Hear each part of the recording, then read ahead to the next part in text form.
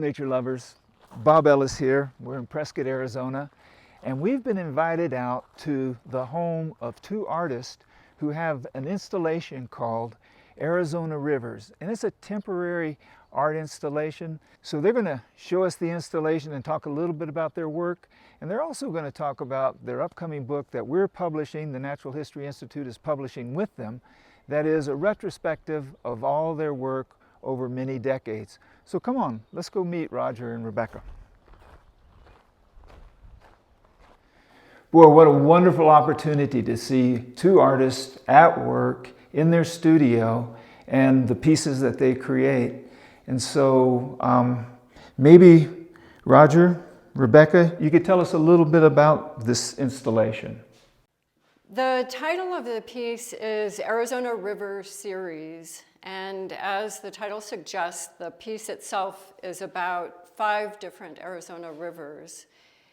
The concept of the piece comes from wanting to be able to compare one river to another.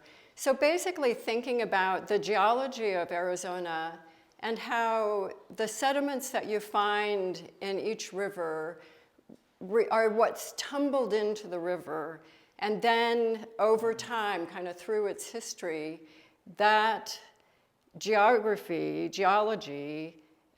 becomes the story of each individual stone and of a handful of sediment. So reflected here are the stories of our landscape.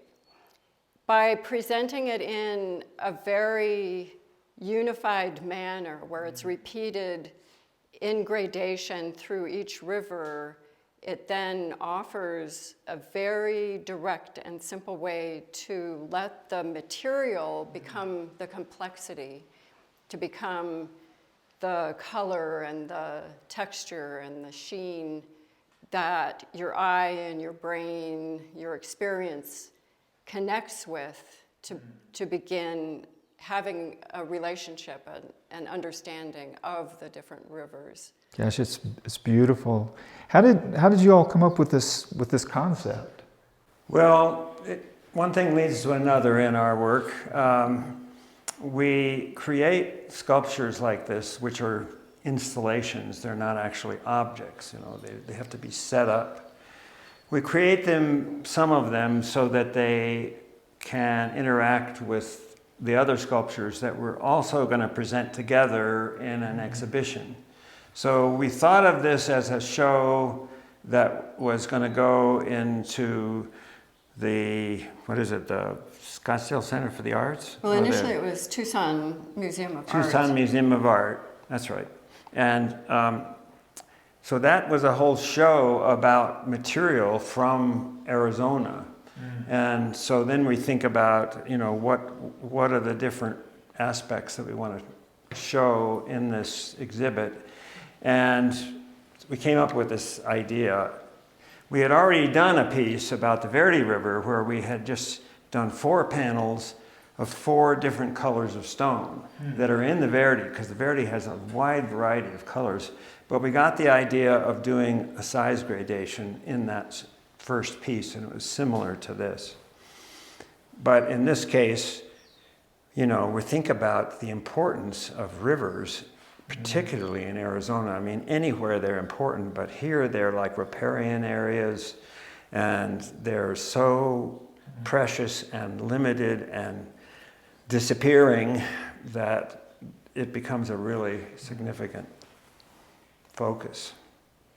Another thing I would add to that, in terms of having created this particular piece as part of a group of pieces that offered natural materials, so some wood, some stone, mixed within an exhibition of our work together at the Tucson Art Museum, that part of coming up with the concept of it is thinking about how does this particular material or this piece relate to the other pieces that will be shown.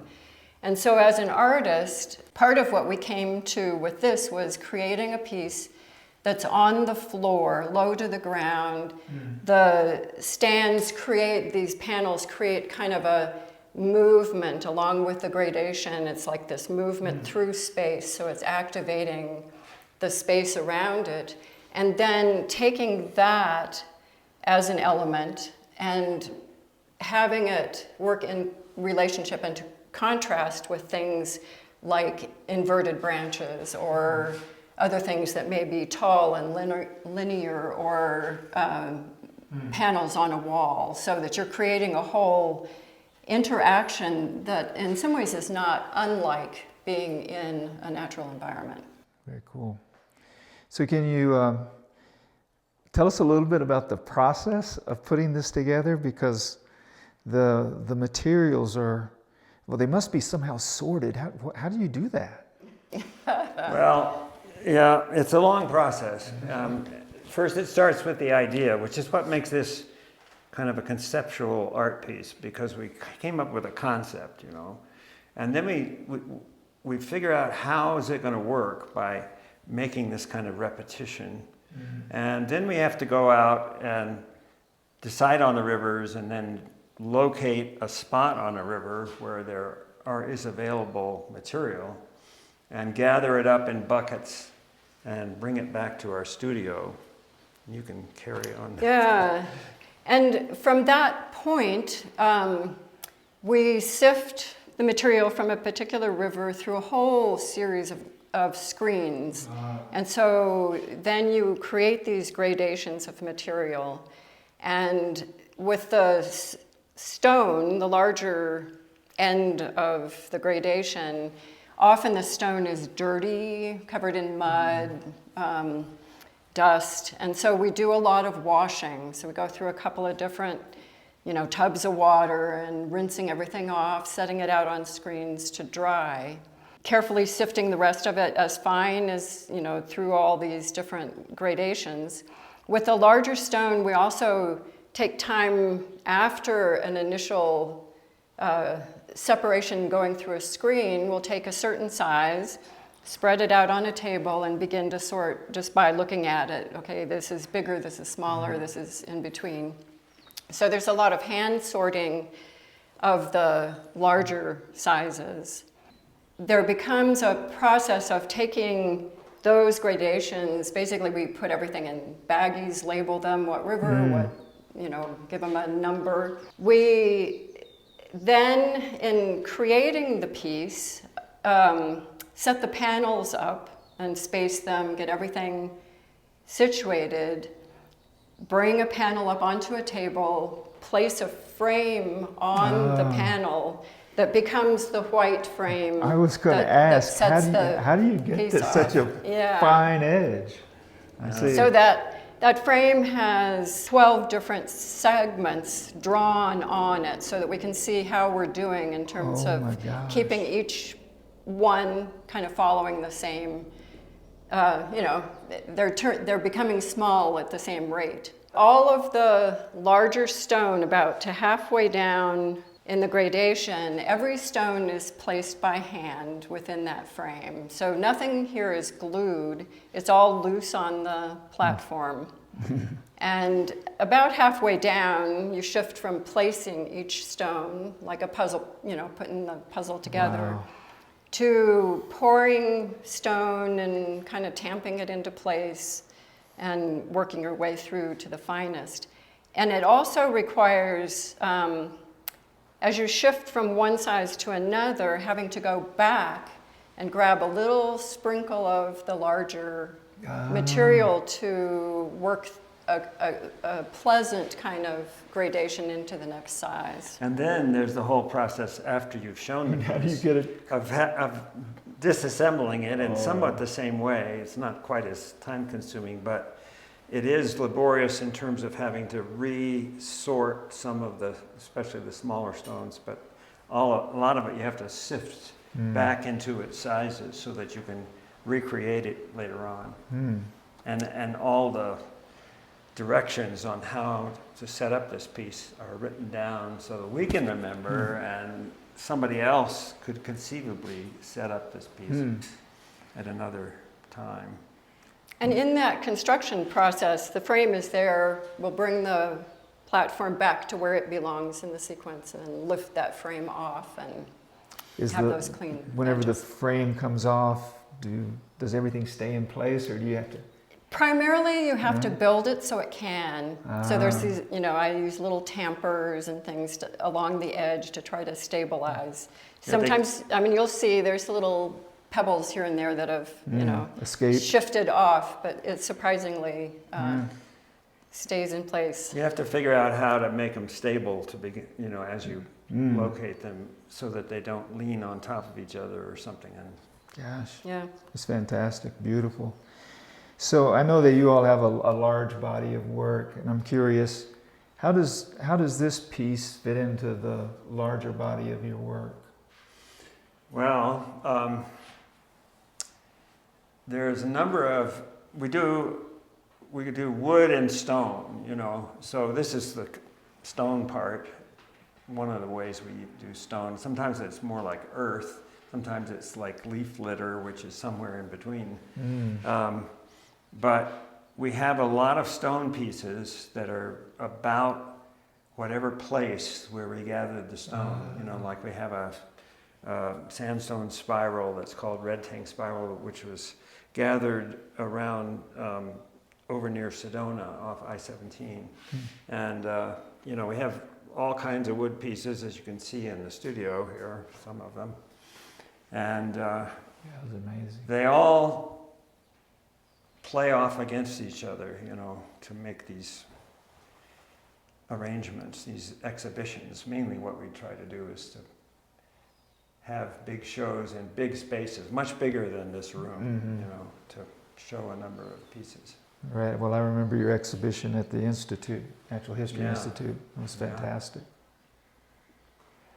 Yeah, I would say that what we hold as a consistency through our work is really trying to do just enough to the material. Not too much, not too little, just enough to let it really speak for itself, whether it's stripping the bark off of a branch and revealing the inner wood, or doing these kind of sifting and gradations, not to replace what nature offers us, but to kind of validate and awaken us in a fresh way to the things that we're so familiar with in an everyday manner.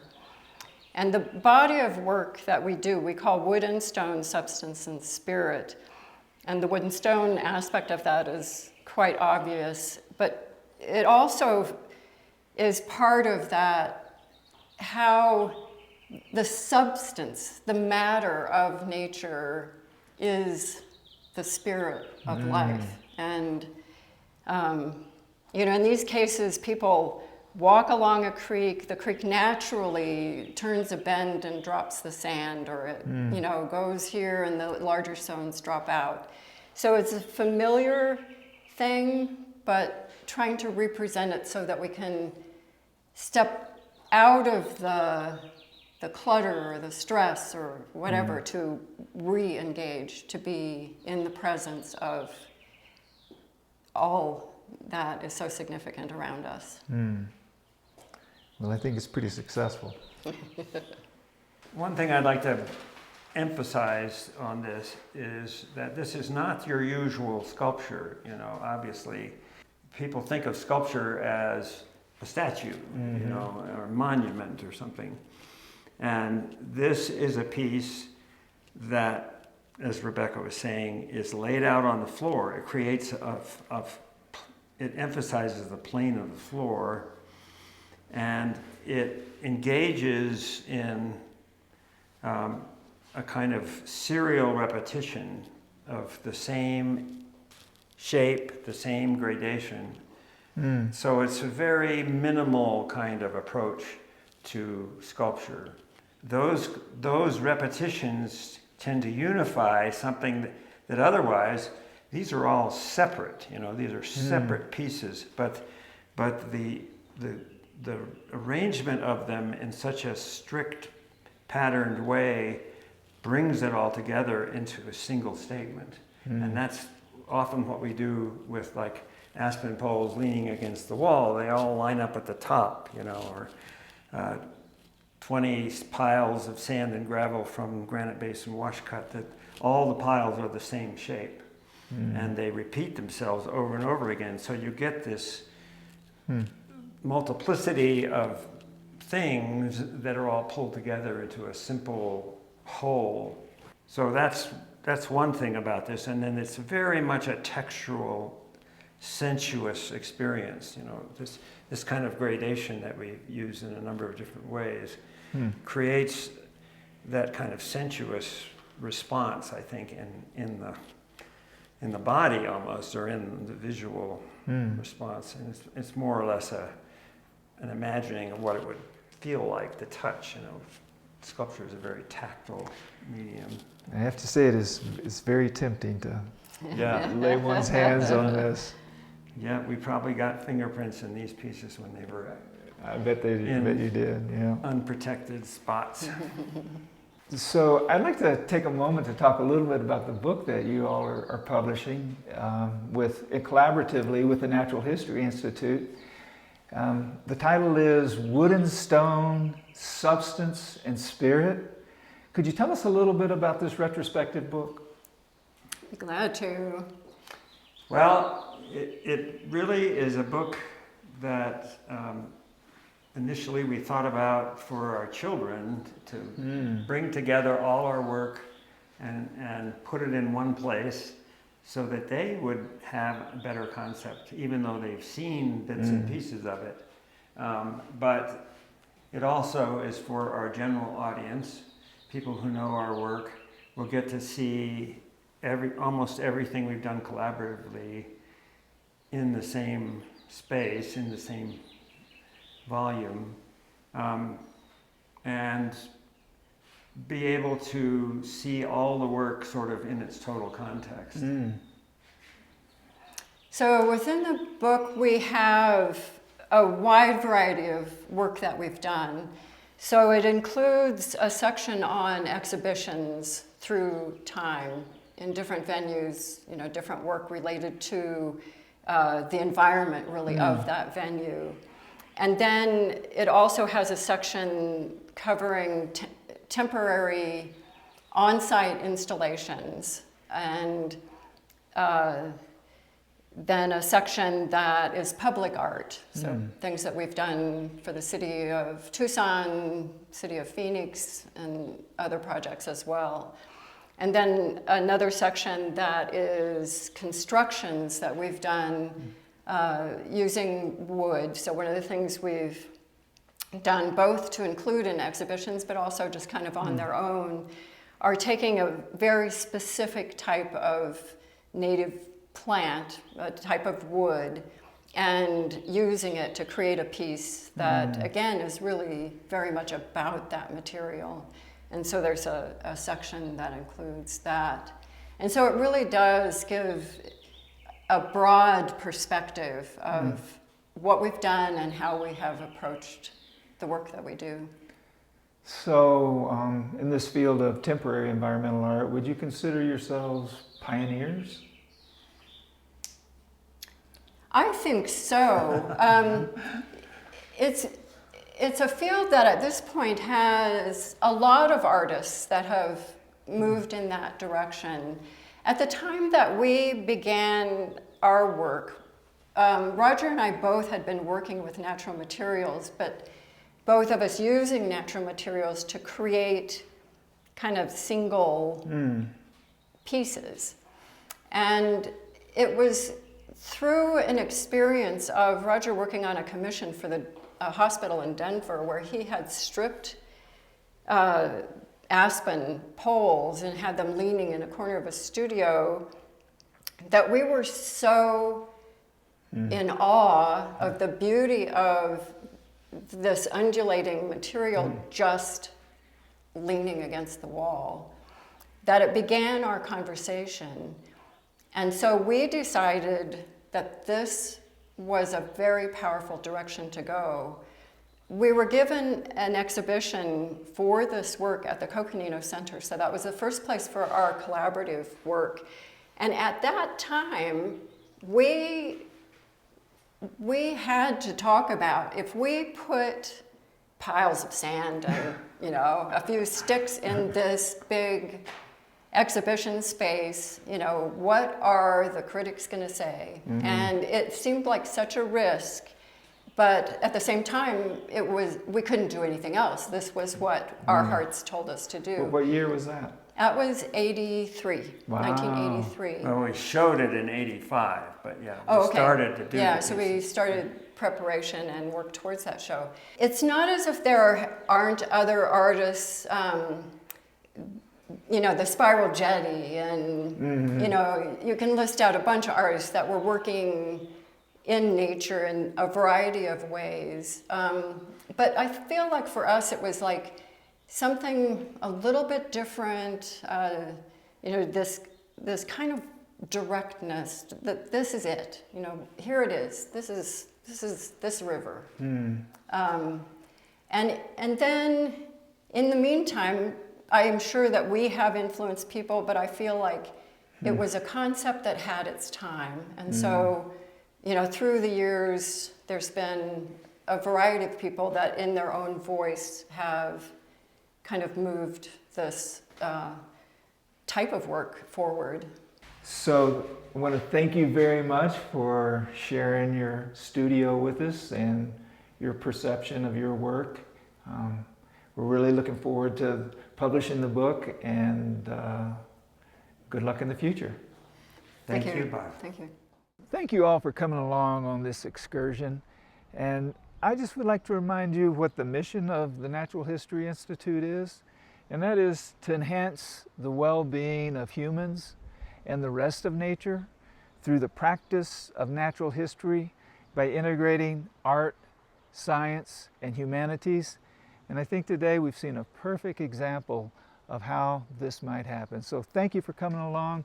Look forward to seeing you in the future.